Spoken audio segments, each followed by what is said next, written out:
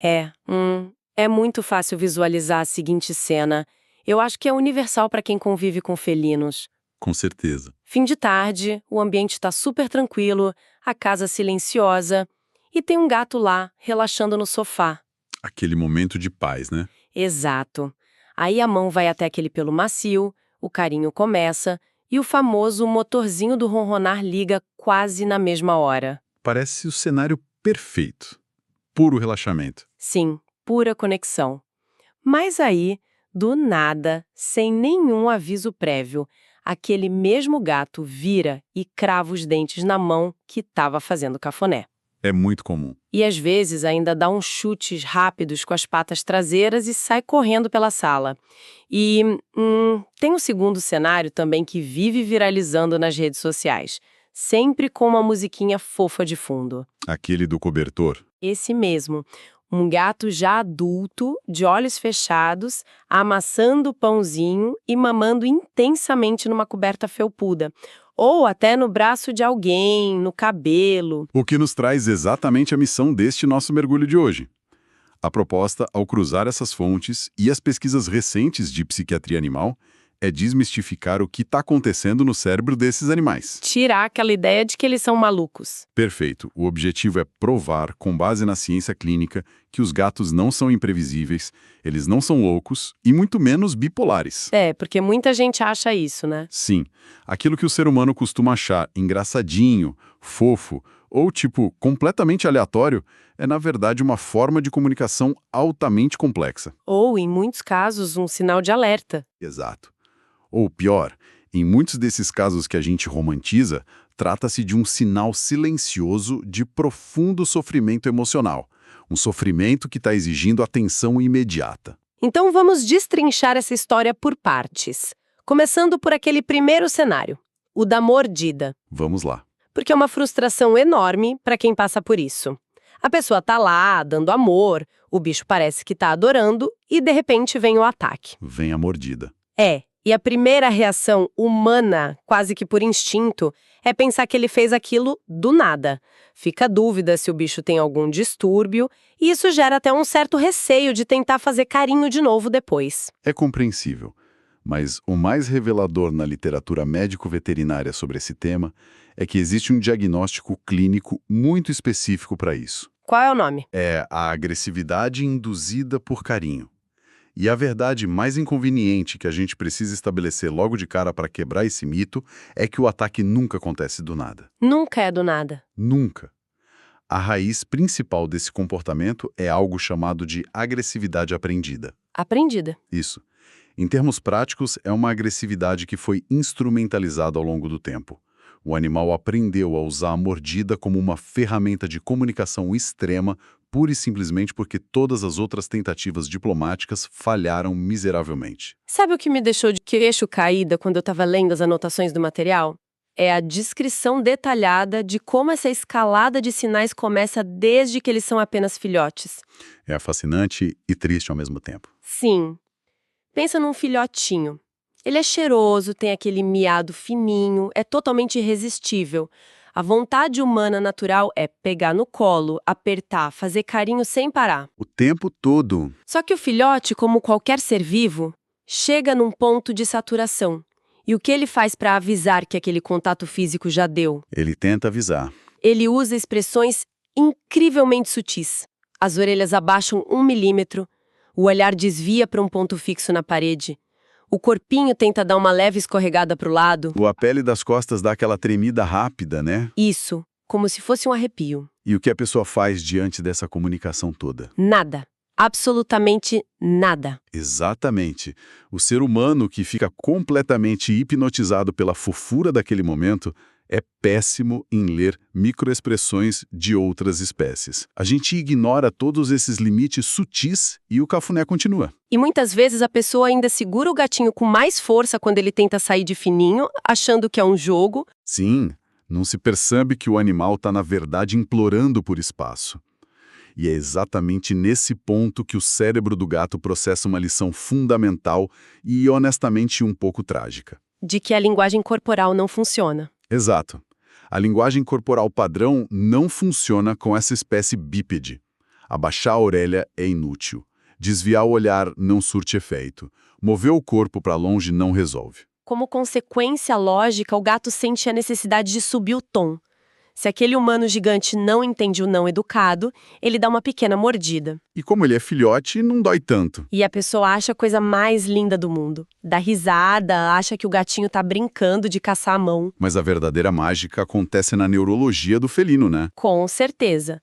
No exato instante em que ele morde, o carinho chato cessa na hora. A mão humana finalmente se afasta. A lição fica cravada na memória dele. Isso me pega de um jeito muito profundo, sabe? Mostra como nós, cheios de amor e das melhores intenções, acabamos literalmente treinando os nossos animais a serem agressivos. A gente mostra para eles que a única linguagem que a gente realmente respeita e obedece é a da dor. Pior do que isso, o humano acaba recompensando o erro de comunicação. Se a gente olhar para o quadro geral das interações interespécies, esse é o retrato mais clássico de uma falha de tradução. Sim.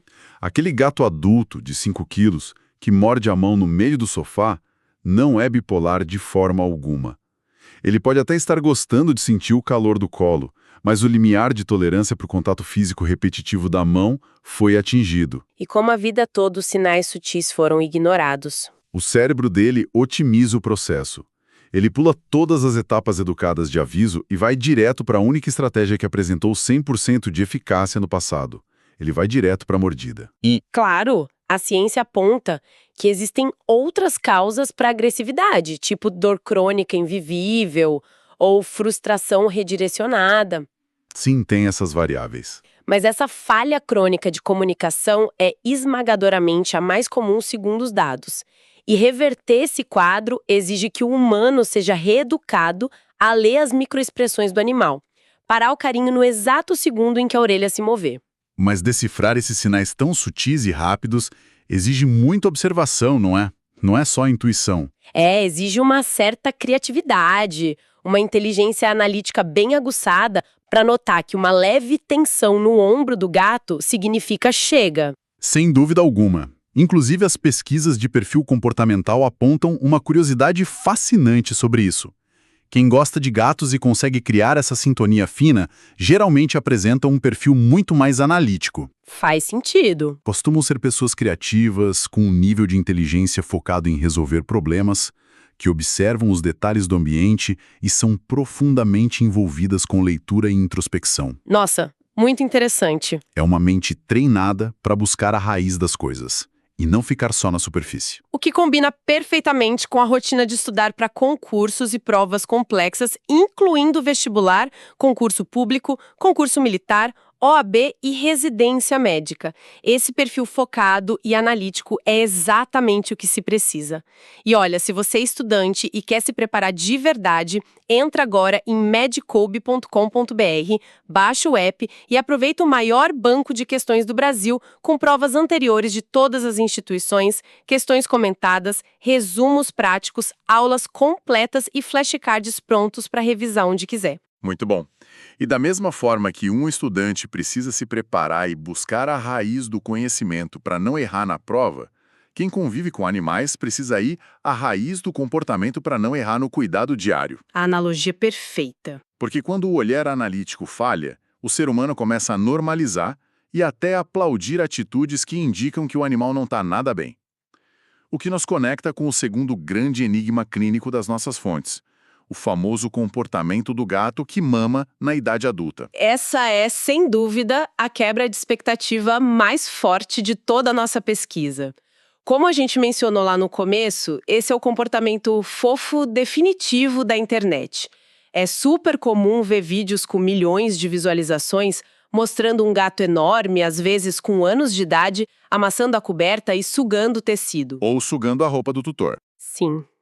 E a enxurrada de comentários é sempre na mesma linha romântica de que ele ama o dono, que ele acha que o humano é a mãe dele. Mas as anotações da medicina veterinária jogam um balde de água fria gigantesco nessa romantização, né? É uma quebra de paradigma drástica, mas super necessária. A psiquiatria animal classifica esse ato de forma muito categórica como um comportamento anormal. O termo clínico correto é comportamento deslocado. Comportamento deslocado. Isso. E para entender a gravidade disso, a base precisa ficar clara. O que é o comportamento fisiológico normal? A única fase da vida inteira de um felino em que é natural, esperado e biologicamente apropriado que ele execute o movimento de sucção é até os 50, estourando 60 dias de vida. E só tem um alvo, né? Sim, um único alvo e propósito. O teto da mãe biológica para obter nutrição e imunidade. A partir do momento em que essa janela de tempo se fecha, ou se o alvo não é mais a glândula mamária da fêmea, o comportamento perdeu sua função original. Ele está deslocado do contexto evolutivo. Lendo isso, a grande pergunta que surge é por que um comportamento sai da sua função vital de sobrevivência e se desloca para uma coberta de lã ou para o braço de um ser humano. E o material detalha bem isso. Detalha muito. A causa raiz disso é, na esmagadora maioria das vezes, um reflexo direto de desconforto interno, de uma frustração crônica ou de um quadro de ansiedade.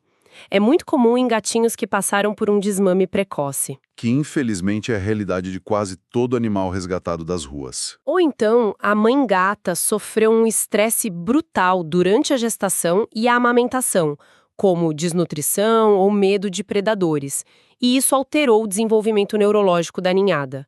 Aquele filhote não teve a necessidade oral suprida no tempo certo e carrega uma espécie de lacuna emocional permanente. O que a ciência nos mostra é que o ambiente acaba agravando essa lacuna.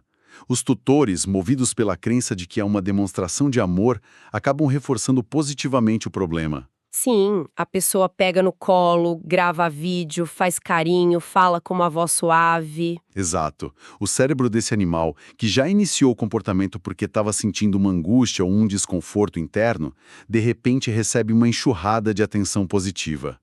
Se a gente trouxer isso para uma analogia humana, o absurdo da situação fica muito mais claro. Como seria essa analogia? Imagina uma criança que já tem 5 ou 6 anos, muito além da idade de desmame, que de repente começa a sugar fanaticamente a orelha do pai, a manga da blusa da tia ou um pedaço de carpete. Nenhuma pessoa adulta em sã consciência acharia isso fofo ou gravaria para as redes sociais. Jamais! A primeira reação seria buscar um pediatra ou um psicólogo infantil na mesma hora, porque é um claro sinal de regressão por estresse. Mas, no universo dos felinos, por pura convenção cultural e desconhecimento biológico, convencionou-se a aplaudir o sintoma. Nossa, e olha, se essa informação sobre os gatos acabou de explodir a mente de quem está acompanhando a gente também, este é o momento perfeito para curtir e se inscrever no canal. Trazemos essas análises profundas para que todo mundo possa entender melhor o mundo ao redor e os próprios bichinhos, porque, convenhamos, descobrir que um ato que a vida inteira pareceu uma declaração de afeto é, na verdade, um pedido de socorro silencioso, muda absolutamente tudo. Muda a lente através da qual a gente enxerga o animal. E isso levanta uma defesa muito comum que as pessoas usam quando ouvem essa explicação pela primeira vez.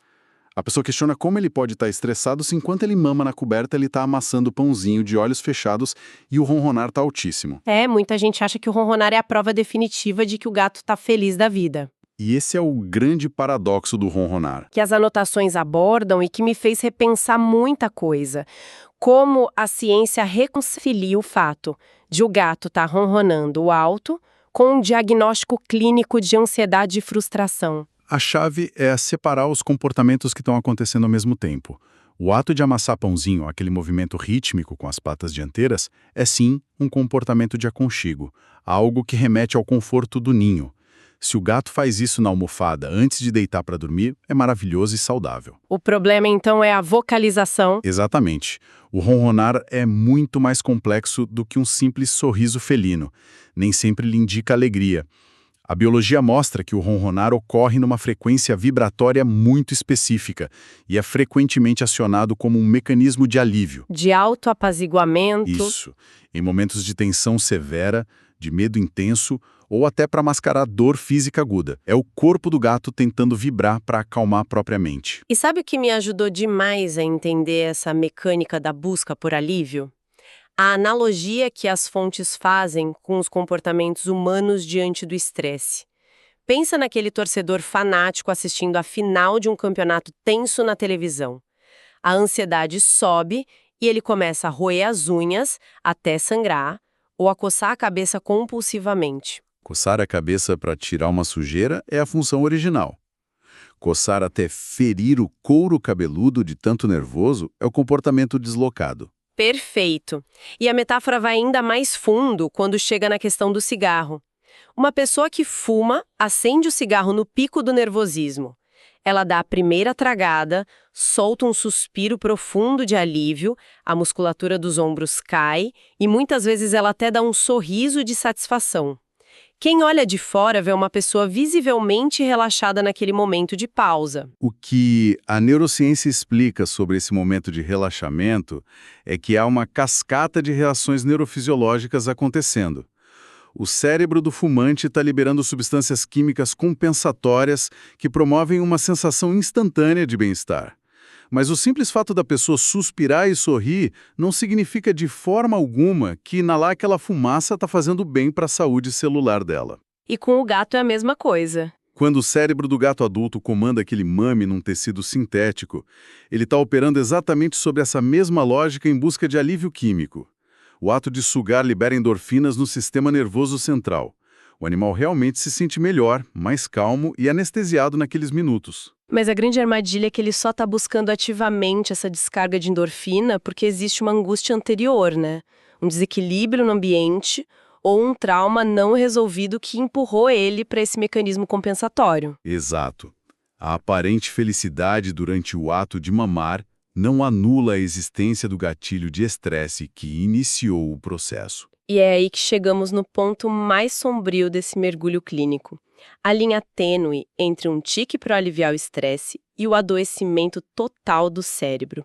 O alerta máximo da literatura psiquiátrica é que se esse comportamento for ignorado ou encorajado com a justificativa de que ele só faz um pouquinho antes de dormir, esse comportamento deslocado tende a escalar silenciosamente. A frequência aumenta. O vigor da sucção aumenta, até o momento em que a arquitetura do cérebro adoece de verdade, transformando o hábito num transtorno obsessivo-compulsivo diagnosticável, o terrível TOC. E a neurociência do TOC em animais é devastadora. O cérebro fica, literalmente, refém do próprio ciclo de alívio químico. Quando a ansiedade evolui para a compulsão, o animal perde completamente o livre-arbítrio sobre a ação. Ele não escolhe mais mamar na coberta. O cérebro dele exige ação a qualquer custo. E o comportamento começa a acontecer fora de qualquer contexto de relaxamento. Sim, o gato pode começar a arrancar pedaços do tecido e engolir de forma frenética, o que muitas vezes termina numa mesa de cirurgia por obstrução intestinal fetal. E o animal pode até se tornar agressivo e atacar ferozmente quem tentar tirar a coberta dele. Tamanha é a dependência química daquela ação. Para dar real dimensão desse sofrimento mental silencioso, os estudos traçam um paralelo com outra doença psiquiátrica felina. O exemplo clássico é a alopecia psicogênica. O gato começa com uma lambedura normal para se limpar, mas a ansiedade transforma isso numa ação tão compulsiva que ele lambe o mesmo lugar centenas de vezes por dia, quebrando o pelo até ficar com áreas do corpo completamente carecas. E o histórico médico dessa doença é revoltante. Durante muito tempo, profissionais olhavam para a alopecia psicogênica e banalizavam o quadro. Diziam que a pele estava intacta, não tinha ferida aberta, que era só deixar o gato se lamber. Ignoravam que a mente dele estava em frangalhos. E ignoravam por completo que um sistema nervoso central que comanda o próprio corpo a entrar num frenesi repetitivo até arrancar os próprios pelos está afogado em sofrimento crônico. Hoje é consenso na psiquiatria animal que o tratamento precisa ser psiquiátrico, focado na mente e no ambiente. E o alerta vermelho da nossa pesquisa é que a sociedade está cometendo o mesmo erro histórico com o gato que mama. As pessoas pensam que como ele não machuca a gengiva ou não engoliu a linha, tá tudo bem. Mas a mente desse felino está presa num ciclo vicioso esgotante. Com todo esse peso diagnóstico, a pergunta que fica é o que deve ser feito na vida real. Pois é, se tem alguém acompanhando a gente agora e vê o gato mamando na almofada da sala, qual é o protocolo? E o que jamais deve ser feito? O primeiro passo é entender a regra absoluta da contraindicação clínica. Sob nenhuma hipótese, deve-se utilizar estímulos aversivos. Não se pode gritar, Não se deve bater palmas agressivas para assustar o animal e é preciso aposentar imediatamente aquele antigo mito de usar um borrifador de água. Nada de punição. Exato. A lógica é simples. Se o animal está executando o comportamento deslocado, o cérebro dele já está lidando com uma carga alta de ansiedade. Quando se pune o animal nesse estado de vulnerabilidade, apenas se adiciona uma nova camada de pavor a uma mente já adoecida. O susto pode fazer o gato soltar a coberta, mas o trauma e a frustração subjacente vão piorar exponencialmente. A técnica recomendada e fundamentada nos estudos é o redirecionamento gentil associado ao enriquecimento. A técnica é ir lá, colocar a mão suavemente, retirar o rostinho do animal do tecido sem movimentos bruscos e, no exato segundo seguinte, oferecer a ele um comportamento oral que seja biologicamente positivo. Em vez de proibir a boca do gato de trabalhar, a ideia é dar a essa boca um trabalho terapêutico e saudável. E o foco aqui é o enriquecimento alimentar, certo? Sim, se existe uma necessidade oral exacerbada ou um excesso de ansiedade precisando ser extravasado, é preciso canalizar isso. A clínica sugere estratégias excelentes que gastam energia mental. Utilizar brinquedos ocos de borracha recheados com o patê favorito do gato, congelar sachês úmidos para criar picolés felinos ou espalhar pastas atrativas em tapetes de lamber cheios de texturas. O objetivo clínico é que o animal gaste ali seus 20, 30 minutos mastigando e lambendo a comida com dificuldade. Esse esforço contínuo também provoca a liberação natural de endorfinas e dopamina no cérebro, mas uma forma muito mais saudável e sem criar vício. E a pesquisa vai além da comida. Existe um foco tremendo no gasto de energia física como um tratamento psiquiátrico. Utilizar aquelas varinhas longas com penas e simular uma caçada real, fazendo o gato correr, saltar, espreitar e capturar a presa de brinquedo. Essa atividade aeróbica consome a adrenalina e libera o coquetel de bem-estar que ele tentava buscar sugando o tecido. Cura a ansiedade em vez de mascarar o sintoma. Nas anotações tem um detalhe de ouro sobre prevenção em filhotes recém-resgatados. Se a adoção for de um filhotinho que sofreu trauma do desmame precoce, com menos de 2 meses, a recomendação atual é oferecer uma mamadeira específica para felinos algumas vezes ao dia, prolongando o ato de mamar até uns 70 dias de vida. Uma intervenção profilática brilhante. Mesmo que o gatinho já tenha dentes e esteja comendo ração sólida, a necessidade psicológica da sucção ainda está gritando no cérebro dele. Oferecer a mamadeira como um ritual de conforto permite que a transição seja gradual e reduz drasticamente as chances de que ele desenvolva as compulsões por tecidos no futuro adulto. Antes da gente fechar, não dá para ignorar um mito secundário que apareceu nos relatórios e que dialoga com essa falha de leitura. A famosa bola de pelo.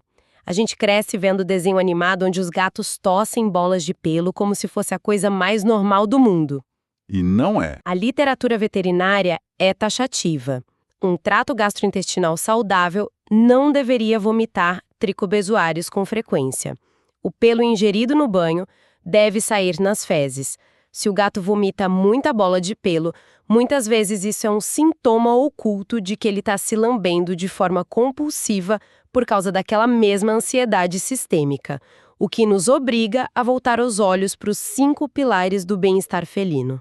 Sem atender a esses 5 pilares, tentar tratar qualquer problema comportamental é como tentar enxugar gelo.